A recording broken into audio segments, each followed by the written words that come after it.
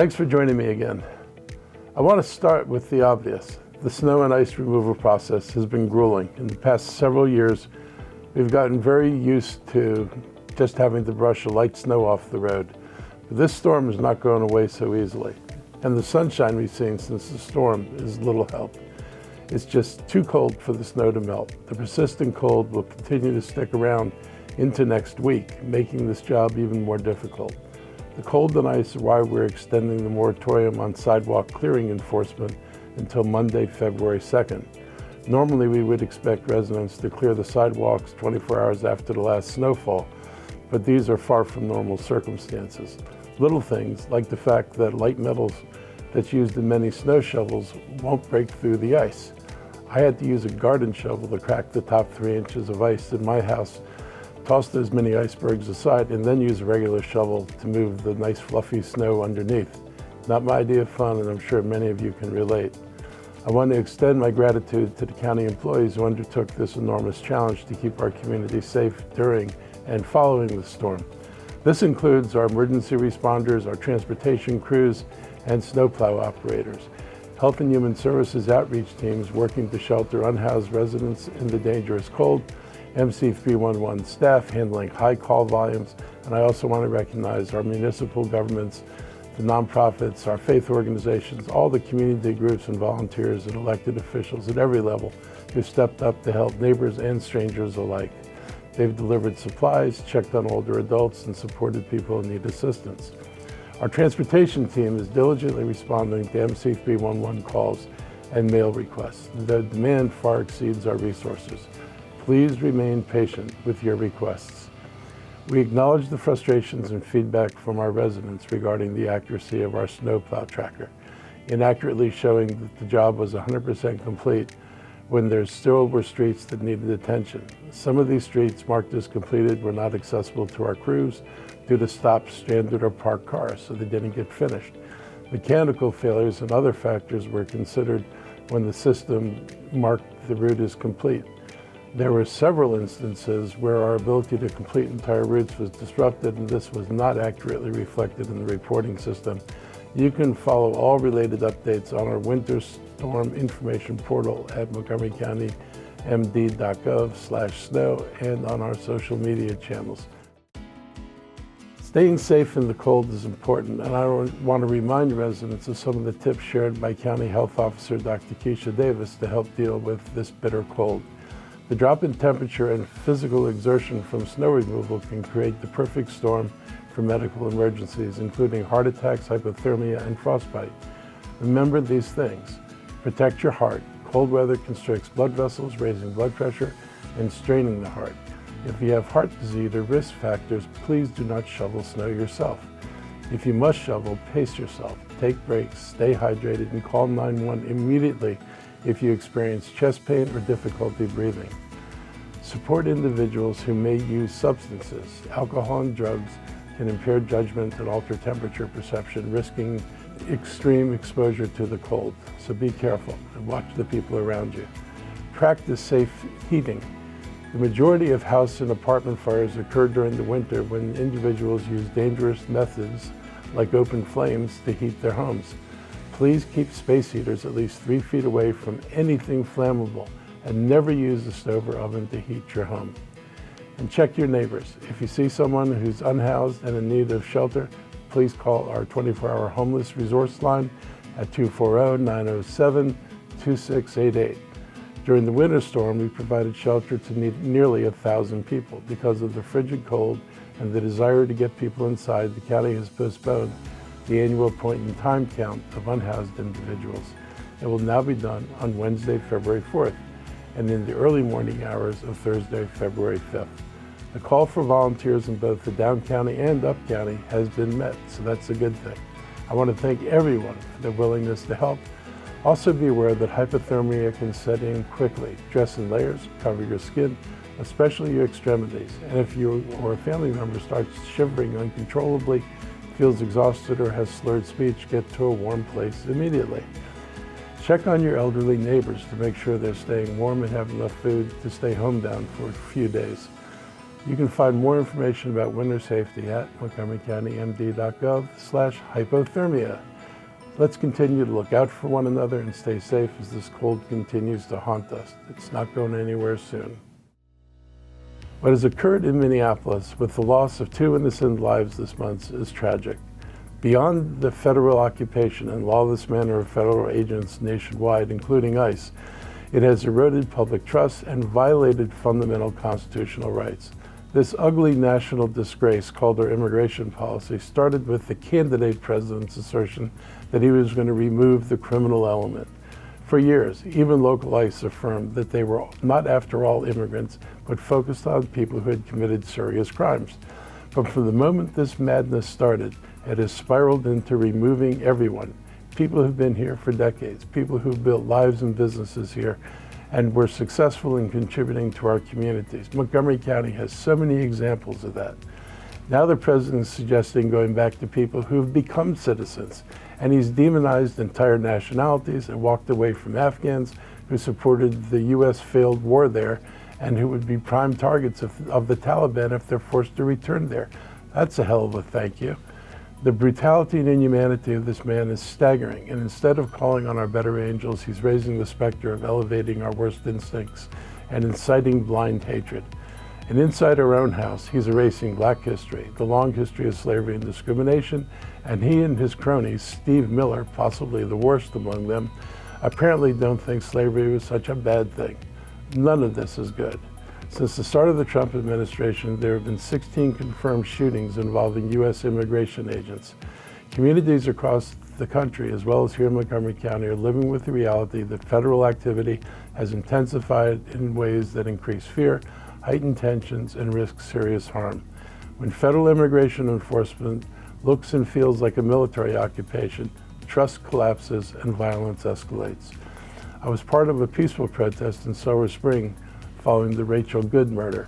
We've seen many people here in our own community with the strength and compassion to take a stand on behalf of minority communities that are being persecuted.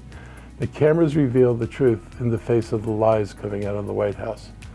Finally, after the brutal execution of Alex Preedy by Customs and Border Patrol agents, we're starting to see some sort of rationality take root within Congress. Even the NRA is questioning the actions of the federal agents. It's sad that elected officials listen more to the gun lobby than to common sense, but in this case, the Second Amendment advocates staying true to their principles made a difference in beginning to de-escalate the tensions in Minneapolis. No neighborhood should feel like a battlefield. No family should fear routine encounters with federal government officials that will end in violence. Montgomery County stands in solidarity with Minneapolis. We share their concern, their grief, and their demand for accountability and transparency.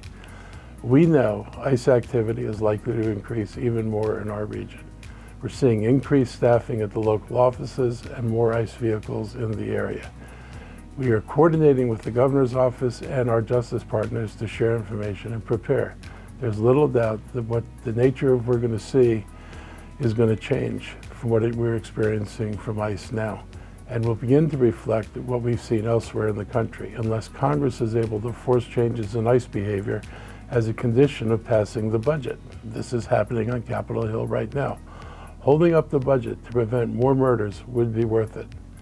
In the meantime, I urge people to not engage or interfere with federal agents because some of them have no regard for the law, as they've made painfully obvious.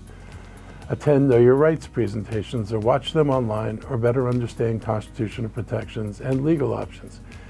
That includes trainings for those who want to help document enforcement activities safely.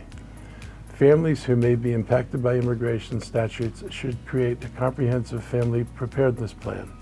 The community should continue to support established organizations standing with and serving immigrant needs by donating time, money, and/or resources. The Amicus Center for Immigrant Rights, Catholic Charities, Caresa, CASA, and Identity are just a few of those organizations. Further support can be found through the county's Gilchrist Immigrant Resource Center. Remember, physically interfering or not complying with an order to back up can put you in danger and risk your arrest. Arresting officers can't prohibit your ability to record them as long as you're not interfering with an arrest. We need elected leaders and the public to get behind these efforts to stop the illegal federal immigration enforcement activities within neighborhoods. We cannot allow the Trump administration to move forward with this reckless approach to community safety. It is a matter of protecting lives and preventing a miscarriage of justice, and it is embodied in their disregard for the Constitution. On a brighter note, last week we received great news about the future of the Long Branch community, as it was named a Main Street, Maryland community. This is a major milestone in the revitalization of one of the most culturally vibrant commercial districts in Montgomery County. The Main Street designation will help bring more attention to Long Branch. It is now the 35th Main Street, Maryland community in the state and only the second in our county. This is the highest tier in the program, meaning that we have the full support of the state to help this area reach its full potential as a thriving, loving place for every resident and entrepreneur. Achievements like this don't happen in a vacuum. I want to thank Governor Wes Moore and the Housing Secretary, Jake Day, for their partnership. I also want to congratulate the Montgomery Housing Partnership for their leadership, along with Councilmember Kate Stewart and our District 20 delegation, and all our dedicated county teams at DHCA, MNC, PPC, the Long Branch Businesses League, and the Silver Spring Regional Services Center. Most importantly, this designation belongs to the people who call Long Branch home. Your commitment to fostering an inclusive, vibrant community is what made this possible. Let's continue to invest in our future together. Many people may want to experience the unique character of this neighborhood now, and we invite them to do so. You can visit discoverlongbranch.com to learn more. Next Tuesday, February 3rd at 7 p.m., I'm holding a public meeting to discuss the future of data centers in our county at the Leggett Executive Office Building here in Rockville, with a virtual option available. We have crucial decisions and policies to consider regarding data centers, and your input is essential. Please attend in person or online. Black History Month begins on Sunday, giving all of us an opportunity to reflect on the contributions of Black Americans in Montgomery County and across the country. I'll continue to stress the importance of being honest about the history that shaped where we are today. We've seen those in charge, the president, for one, literally try to whitewash events from the Smithsonian walls or rewrite parts of our history they don't agree with. They want to pretend it never happened. More than 50 years after Black History Month was first recognized, it remains as important as ever. I believe strongly that this country cannot heal or move forward unless we confront its full history. For too long, we've avoided meaningful conversations about racism and inequality. Here's what I lived through. For generations, policies help promote racism in housing, schools, and society. It is deeply concerning that even today, there are efforts to deny that racist policies ever existed or to dismiss them and the lasting harm that they caused. Ignoring history guarantees that inequities persist. Our county was a bastion of racism and segregation. When DC integrated its schools in the 50s, many white federal workers left the city fearful of integration. Not a surprise, since racism was the norm. And when they looked at Montgomery County, they found a welcoming place that promoted itself as we're still segregated in 1960. The racial covenants that created that were eliminated in 1967. We've come a long way since then. In Montgomery County, we use Black History Month to educate, reflect, and engage. Our libraries, recreation centers, cultural institutions, and even our Department of Agriculture offer programs that highlight Black history and its connection to our community. The Underground Railroad ran through Montgomery County, helped enslaved people escape north to freedom. That history should not be covered up because it happened here and it matters. On Wednesday, February 4th, the county's African American Advisory Group will present the inaugural Good Trouble Awards during a ceremony featuring speakers, music, and food. It's to kick off the Black History Month, and it's being held at the Isaiah Ike Leggett Executive Office Building. On Sunday, February 22nd, the African American Health Program will highlight the ongoing impact of HIV and AIDS on the Black community in Montgomery County. The public's invited to join National Black AIDS/HIV Day at the Silver Springs Civic Building at Veterans Plaza. This government is committed to removing barriers so Black communities, and especially Black women, can make healthy choices.